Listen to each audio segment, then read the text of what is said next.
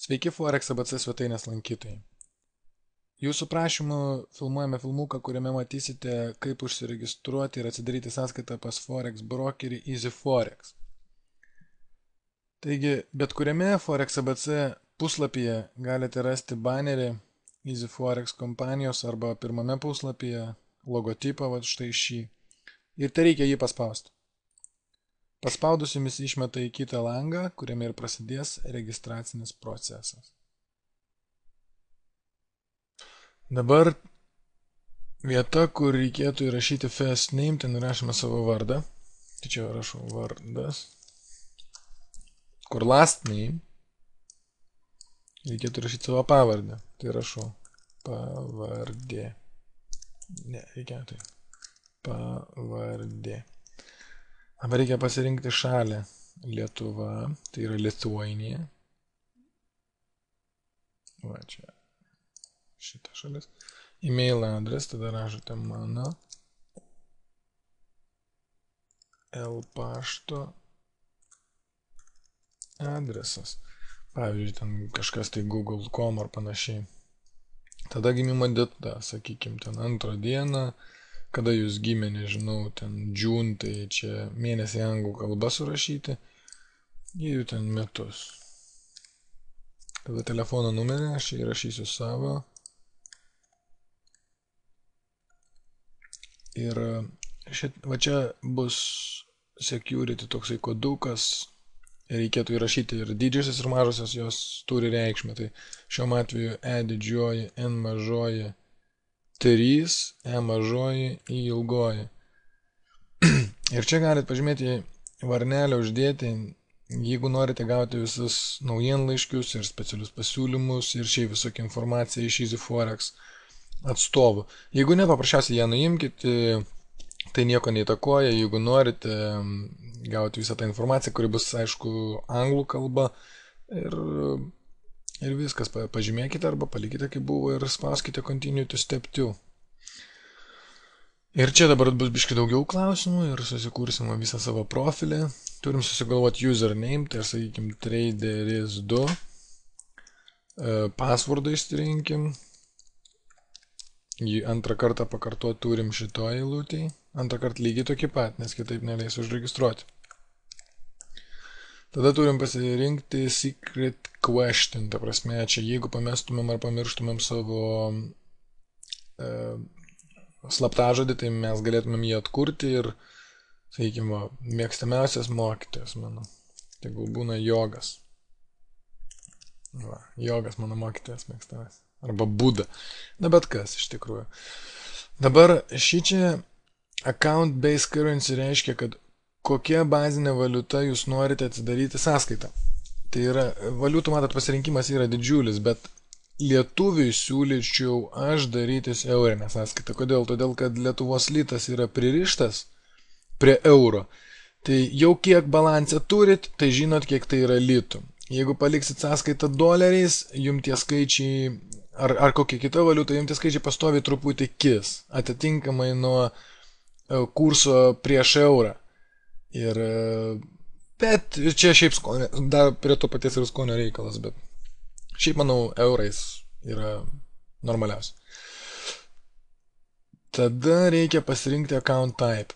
Taigi, pradedančiam, sakyčiau, reikia mini account paketo, va šito ir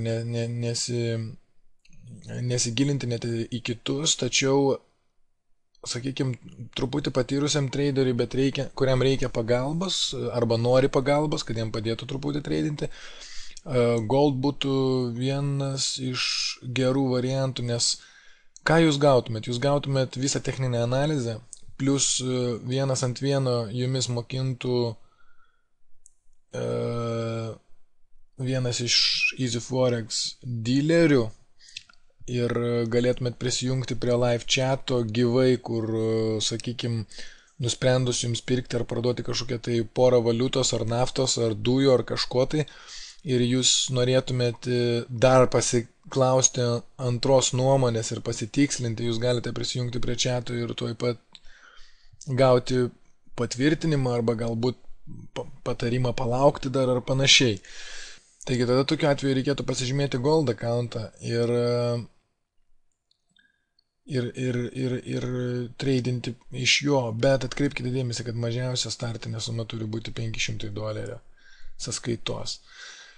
Taigi šiam kartui mes pasirinksim mini accountą, tada turim užsipildyti savo gatvę, kur mes gyvenam, tai sakykime Fabijoniškių 1325, aš sugalvojau šitą adresą, ten niekas negyvena, City Vilnius, ir tada zip kodas ten LT būna, ir jeigu neklystu 5 skaičiai.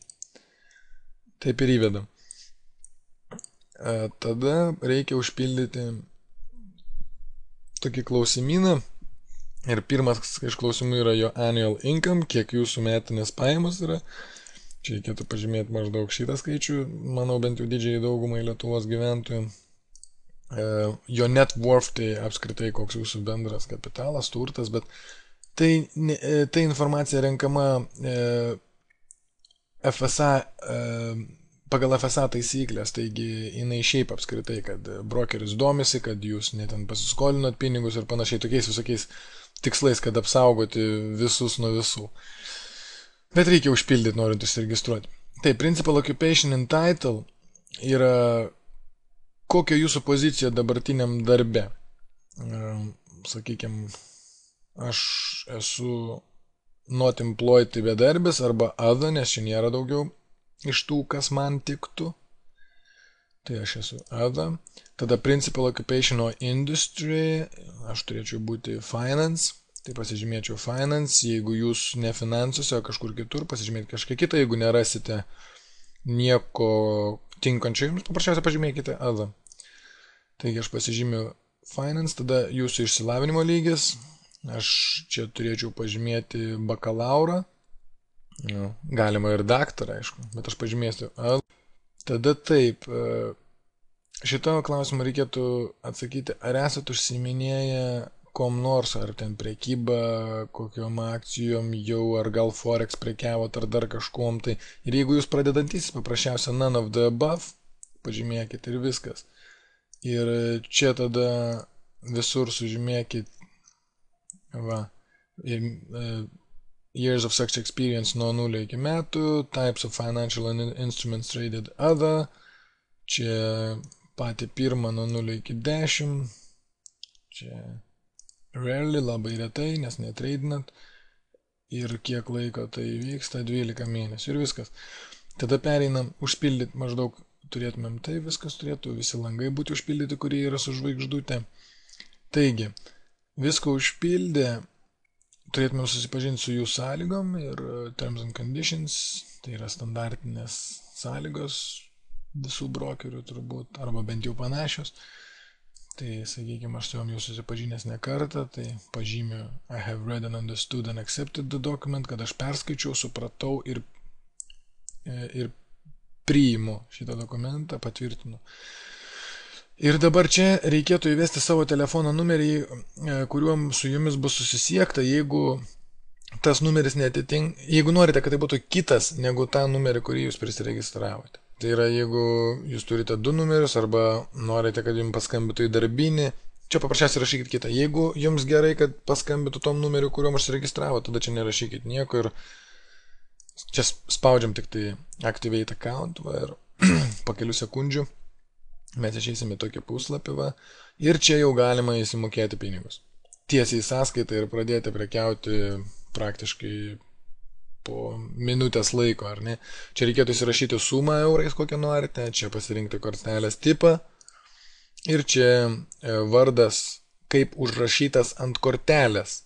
Atkreipkite dėmesį, jeigu ant kortelės pilnas vardas ir pavardė, taip ir rašot pilnas vardas ir pavardė. Jeigu ne, jeigu tik tai vardo pirma raidė ir pavardė, taip ir turite užrašyti čia. Ir kai paspausit continue, ten bus daugiau įvesti 16 skaičių numeriuką, patvirtinimo kodą ir datą, kada baigėsi kortelės galiojimas. Aš to nedarysiu, nes čia vedžiau parodomosius duomenis, tai būtų neteisinga vesti belet kokius skaičius. Tai aš paspausiu mygtuką deposit later, kad aš noriu įsidėti depozitą vėliau. Ir mane tada išmes į prekybinį langą, kur tuo atveju, jeigu būčiau įsidėjęs pinigų, galėčiau pradėti prekiauti, kadangi dabar neįsidėjęs, tai va, turėčiau atsidurti čia.